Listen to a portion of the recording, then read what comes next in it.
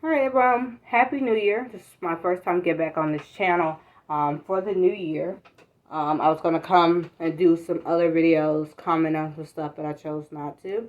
But today I want to talk about why kids shouldn't be on YouTube, shouldn't be on TikTok, or anything like that. And it's getting to the point where I'm a parent with a child that loves being on YouTube, loves watching the videos and stuff like that. And I've been trying to figure out a way that he can watch it without interacting with the filth that is on TikTok and that is on YouTube. And after trying several different things, I'm realizing that there's no way to filter out the filth. There's no way that you can prevent your kids from watching certain things on these platforms. So I think it's at this point now that we're just gonna have to be a household where where either we watch it on the TV together or he doesn't have the device and able to scroll freely through YouTube. And let's talk about the content, right? It looks very innocent. There's gaming videos, there's dancing, there's families, there's all types of content on YouTube. There's how-to videos. I mean, there's so much great content on YouTube. And the problem with it is that it gets overshadowed by the filth. And so why I even made this video is because I noticed behavior changes in my son. And I'm realizing that, I haven't done the best job of making sure to see who he's watching and what he's watching, basically. So today I decided to go on YouTube and see what exactly he's watching, what's going on YouTube, what are the kids interested in, right? And so as I'm scrolling through, seeing what he's watching, as I'm seeing what channels he's subscribed to, nothing but pure filth. And on his part is very innocent because all that he wants to do is to watch like Roblox videos, gameplays, and stuff like that. And people know what they're doing. So what I've noticed is I've noticed some suggestive thumbnails of Roblox characters. I've noticed people having Roblox characters in compromising positions. My son has now been talking about, learning about where babies are coming from, what mommy and daddy did to get a baby. And I was like, oh, where did that topic come from? Went to his YouTube, exactly where it came from. And so, there's an attack on children's innocence. I feel like this has probably always been the case. And maybe because I'm older, I see it now. And I personally feel like there are things that children shouldn't be exposed to very young. I feel like that it's okay for a child to be innocent, and I feel like this world wants to peddle so many ideas to children so very young before they are even able to come to grips as to who they are or even what the world is. And so I remember seeing a post on Facebook saying, oh, get your kids off Roblox because there's a lot of porn on Roblox and stuff like this. And I'm like, I think that, there could be some things going on Roblox, but I think the real problem is the gaming channel videos that are showing this type of, whatever. And my thing is with the whole thing, influencers, celebrities, whatever, they don't feel like they have a responsibility to protect anybody. They feel like that is on the parents to do that. And they will be correct. But at the same time, your main audience is children, whether you know it or not. So why would you have certain content? And so with that being said, it is time that YouTube got in trouble with this for like 2 years ago. I know because I was a kid content creator because my kids review toys on YouTube because I thought it was real fun. It was going to be like a great little opportunity for them. And so we just came on here reviewing toys. And then they had that whole thing where, YouTube got in a big trouble because they had all of these things on their platform. And of course, children were viewing it. They're still out here. And so that's why I say that, there's no way that you can protect your children from these topics that are out here, the only way that you could do it is to like not have them on there. Okay, and so the biggest problem is this.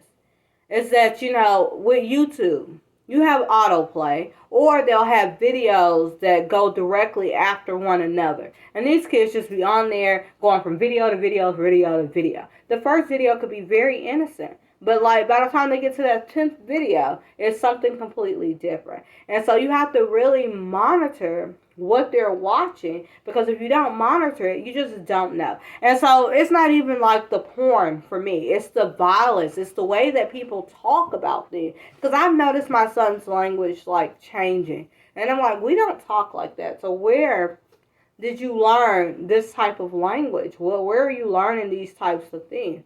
And also, my son likes to watch family content creators. But the problem with that is that not every family is the same. We don't all have the same morals. We don't all have, all do things the same way. And so, it's kind of hard to, at this point, to keep things away from him by trying to block out certain things and stuff like that. I mean, you can even put in emojis on YouTube, search emojis, and get something suggestive. So, I mean, and kids love emojis. So, like, I just feel like it is not a great place for kids to explore. YouTube is not a great place for kids to explore, or TikTok, unless you're going to be right near them at all times. They can say, okay, we're going to go from the math video to the coding video and then this video. Because if you're not sitting there right there with them, there's no telling what kind of stuff they'll find. And so, for example, I'll give an example.